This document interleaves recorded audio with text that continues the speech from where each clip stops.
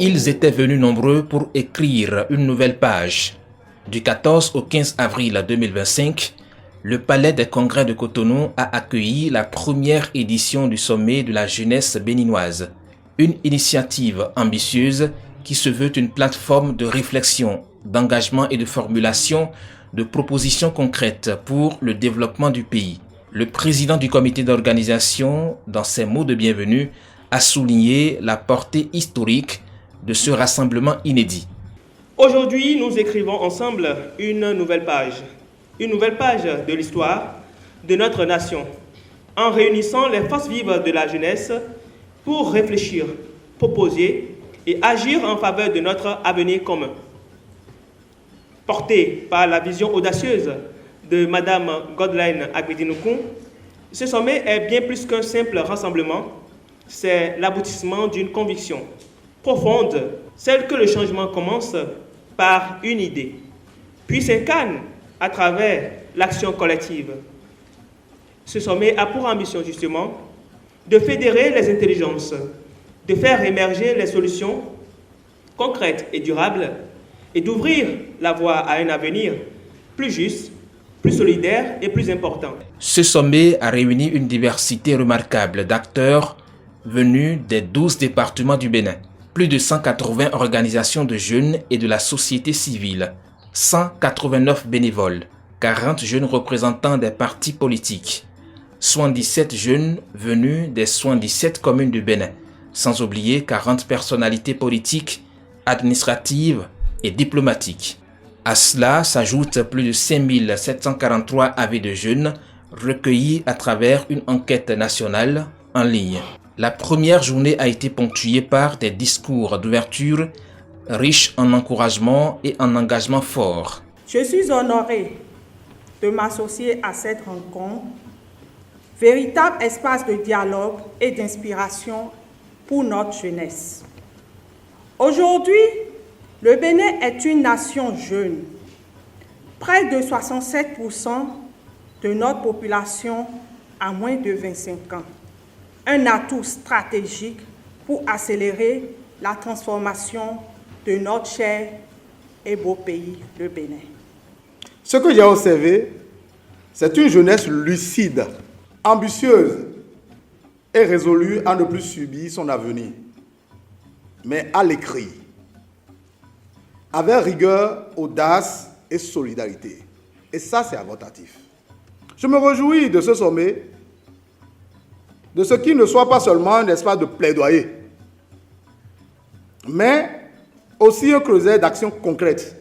C'est un appel à l'engagement, un appel à croire en nous-mêmes, en nos capacités, en notre pays, un appel à la responsabilité, car la jeunesse n'est pas seulement l'avenir, mais aussi le présent du Bénin. L'Afrique a besoin de ces jeunes, non pas dans un sens de fragmentation, mais pour que demain soit le jour de l'intégration.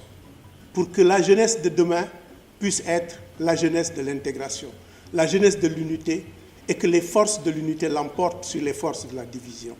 Mais au-delà des discours officiels, ce sont les panels qui ont constitué le cœur battant du sommet. Durant 2 jours, les jeunes ont dialogué avec des experts, des leaders et des personnalités de haut niveau autour de thématiques ciblées dans une dynamique de co-construction et de vision partagée pour l'avenir du Bénin. C'est important déjà d'avoir ce genre de creuset pour discuter parce qu'on s'est tous mis d'accord que le défaut de communication était le frein principal à l'intégration ou tout d'abord à l'implication des jeunes dans les politiques publiques. Donc le fait qu'on puisse se rencontrer, discuter et communiquer, c'est vraiment, je pense, c'est déjà une première victoire.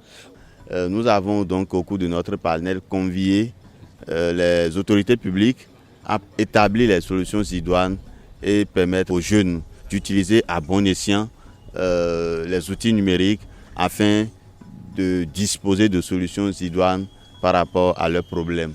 Parmi les échanges phares, le thème, le rôle des jeunes dans la révolution technologique, comment bâtir un avenir innovant et connecté a capté l'attention. Les discussions ont permis d'explorer les opportunités du numérique, de l'intelligence artificielle et de la transformation digitale pour une jeunesse actrice du changement. Aujourd'hui, les premiers concernés par digital, ce sont les jeunes. Que ce soit dès le bas âge, ils doivent acquérir des compétences numériques fondamentales qui vont leur servir toute leur vie.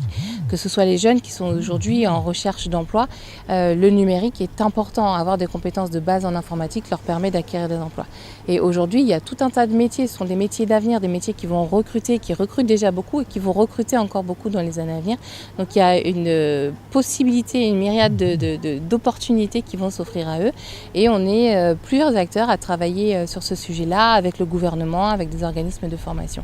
Donc je pense que la jeunesse béninoise a déjà une forte motivation pour le numérique et que ça va encore s'accentuer dans les années à venir.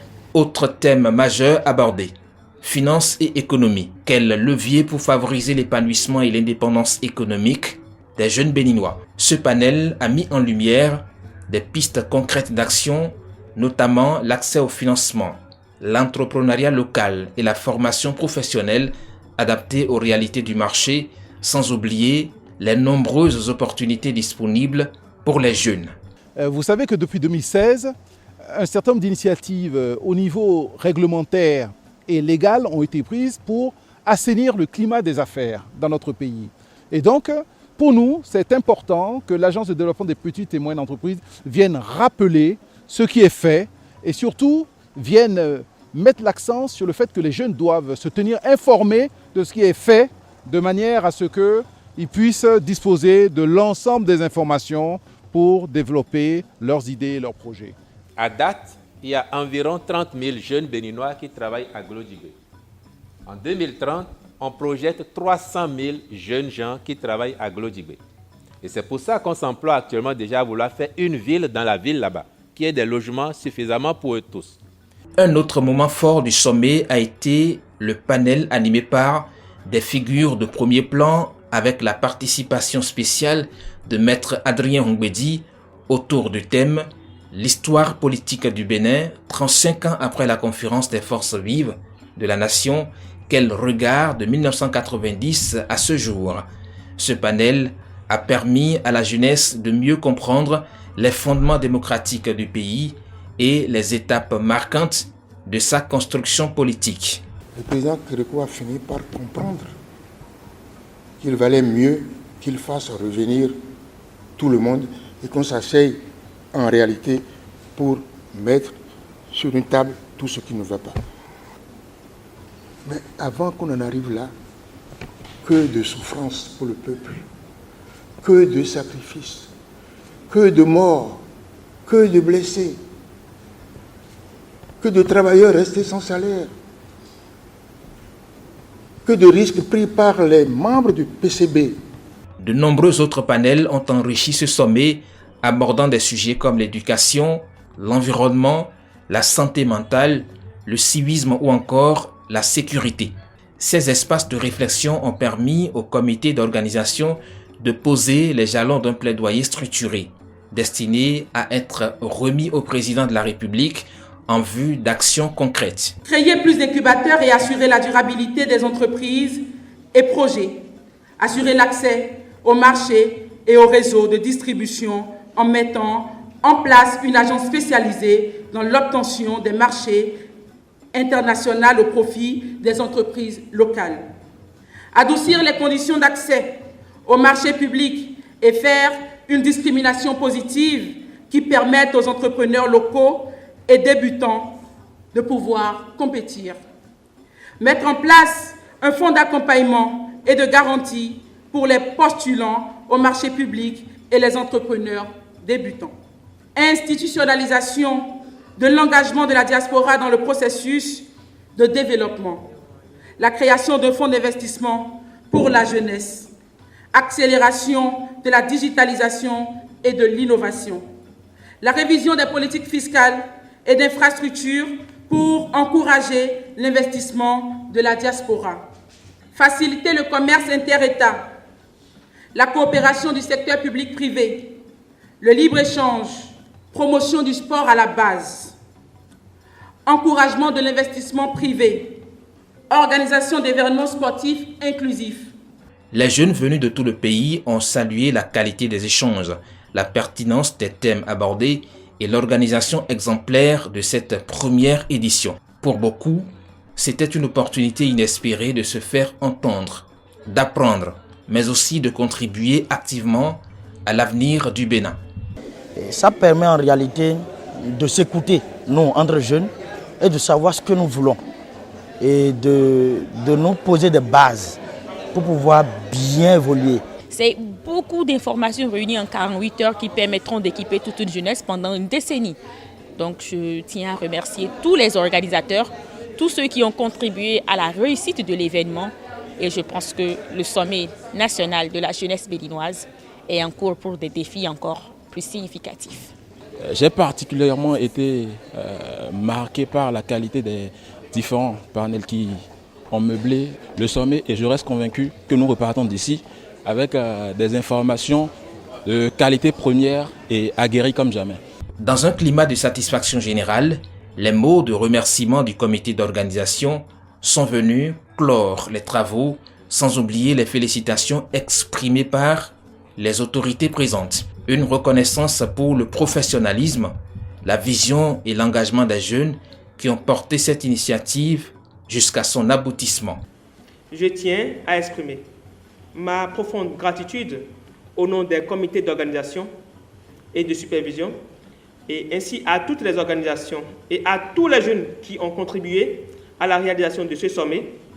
Et votre engagement est la preuve qu'ensemble, nous pouvons révéler et relever les défis qui se posent et construire un avenir meilleur pour nous, les générations à venir. Félicitations aux jeunes venus de partout. Vous avez apporté la preuve que vous êtes capables. Vous savez, aujourd'hui au Bénin, ça je voudrais remercier le chef de l'État, le président Patrice Talon. On ne doute plus de la capacité des jeunes à relever des défis. Soyez confiants et n'hésitez pas à vous surpasser. Ce premier sommet de la jeunesse béninoise restera sans doute une date clé dans l'histoire de la participation citoyenne au Bénin. Il démontre qu'une jeunesse consciente, bien formée et mobilisée peut être un véritable moteur de transformation sociale. Le rendez-vous est désormais pris pour la suite.